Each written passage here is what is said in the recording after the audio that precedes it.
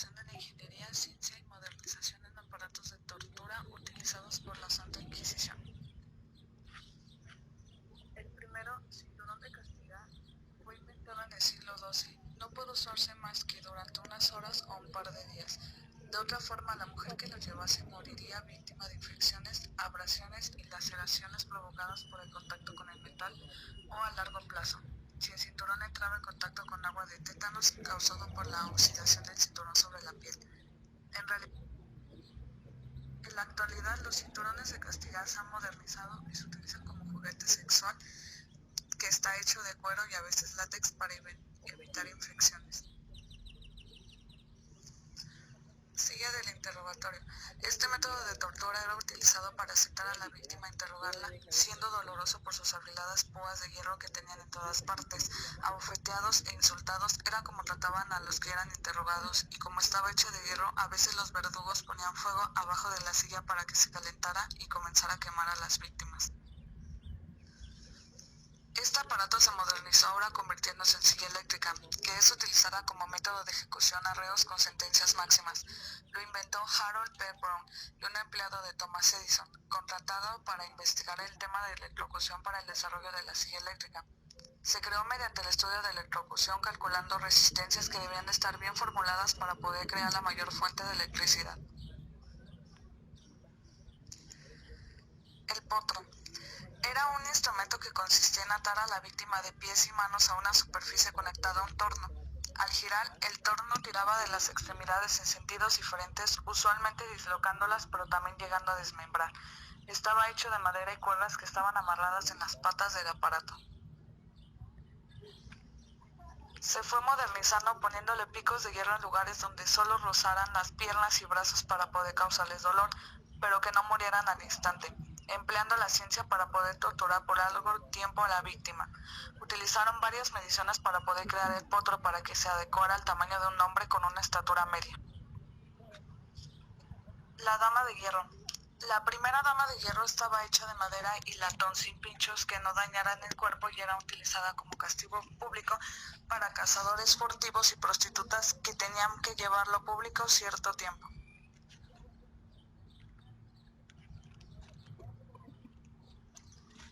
Este aparato lo modernizaron y fue a partir del siglo XIX, de la forma en que era una especie de ataúd con multitud de pinchos en su interior, dirigidos a puntos concretos del cuerpo, que se iban clavando lentamente sobre la víctima a medida que se cerraba la puerta.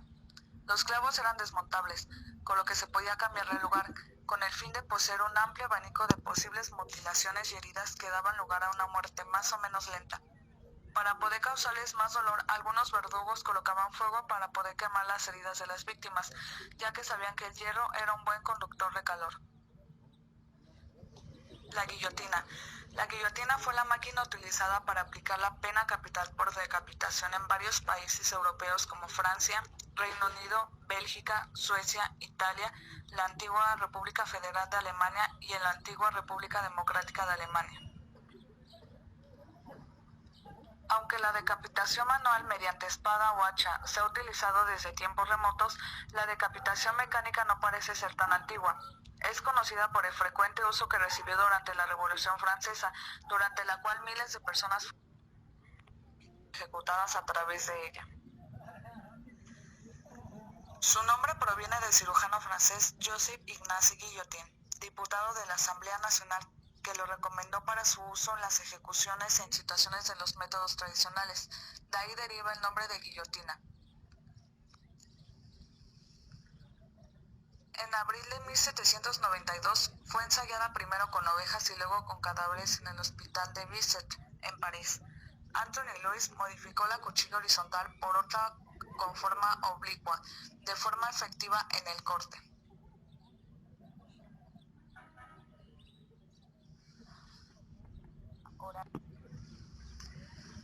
Pera de langostia. Este instrumento se utilizaba en forma oral y rectal, se colocaba en la boca recto vagina de la víctima y ahí se disfrutaba por medio de torturas que su máxima expresión estaban hechos de hierro. La pera oral normalmente se aplicaba a los predicadores heréticos, pero también a seglarios reos de tendencia antiortodoxas. La pera vaginal, en cambio, estaba destinada a las mujeres culpables de tener relaciones con Satanás o con uno de sus familiares, y la recta a los homosexuales.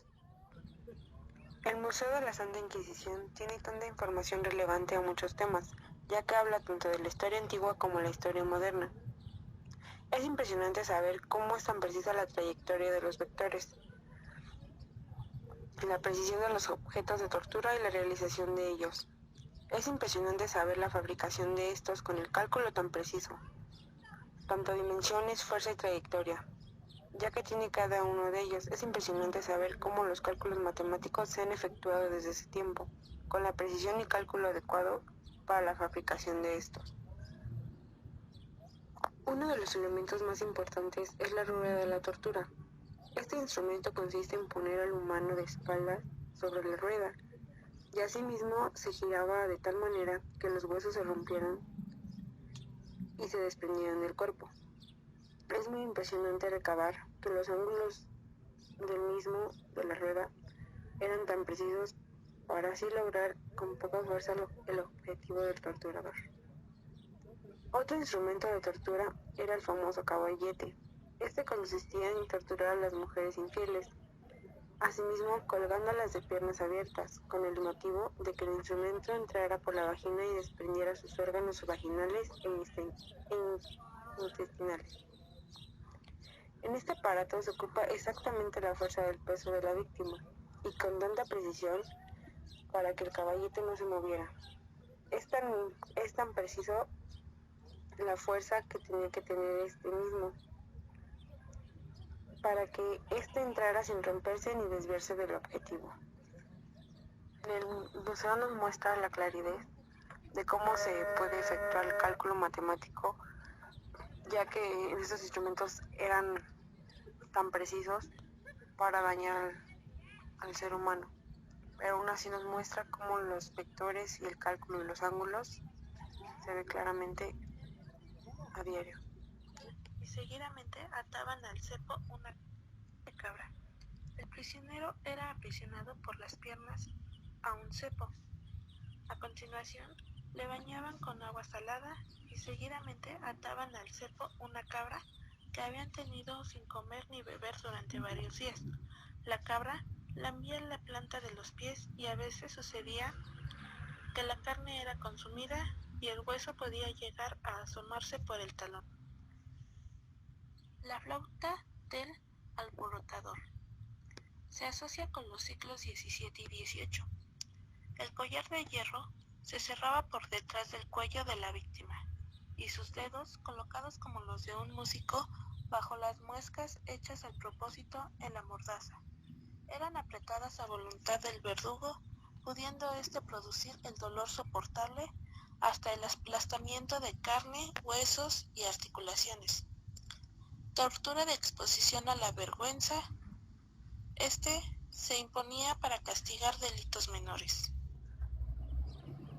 El otro arranca testículos.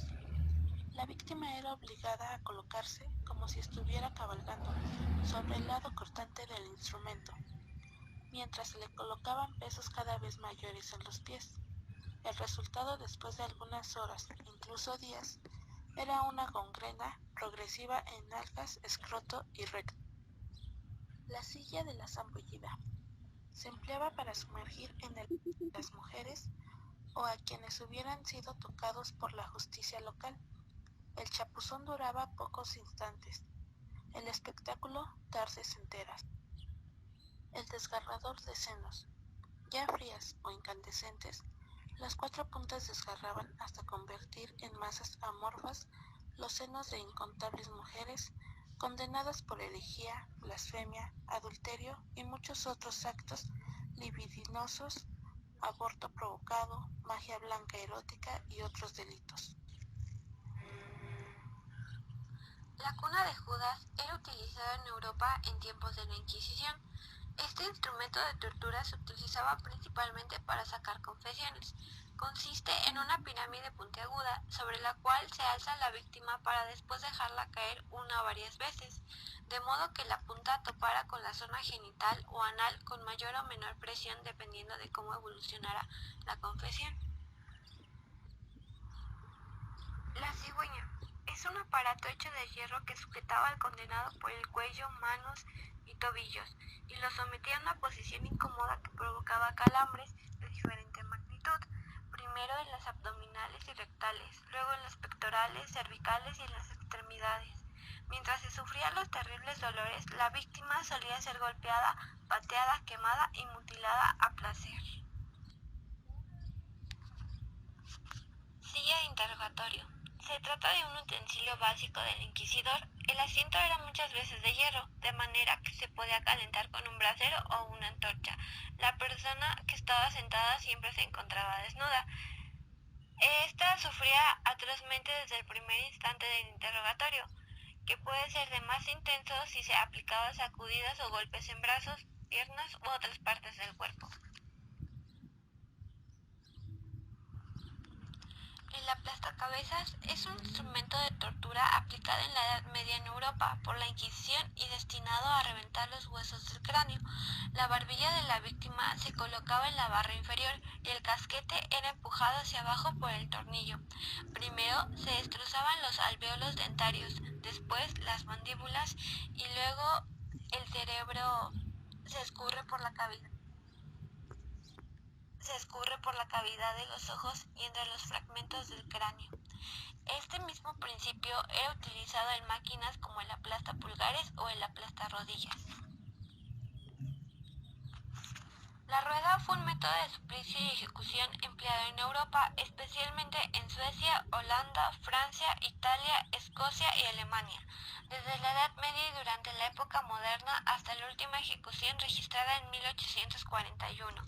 La rueda fija, de amplia circunferencia, se ataba a la víctima disponiéndola sobre la superficie externa recubierta de puntas de hierro. El cuerpo era estirado con fuerza por las cuerdas contra estas puntas.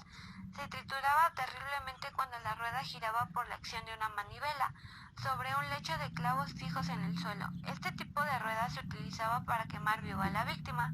En la rueda móvil, que era de grandes dimensiones, se ponía al condenado en la parte convexa de la misma, atada y se dejaba caer sobre lugares escarpados, rodando a grandes velocidades.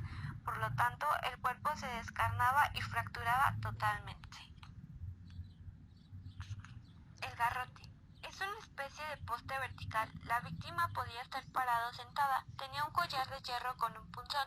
Cuando el tornillo hace retroceder el collar, el punzón penetra y rompe las vértebras cervicales, al mismo tiempo que empuja todo el cuello hacia adelante, aplastando la tráquea contra el collar fijo, matando tanto por asfixia como por la lenta destrucción de la médula espinal. Este tipo de muerte era reservada para aquellos que tenían dinero y podían pagar para no morir tan dolorosamente en la hoguera.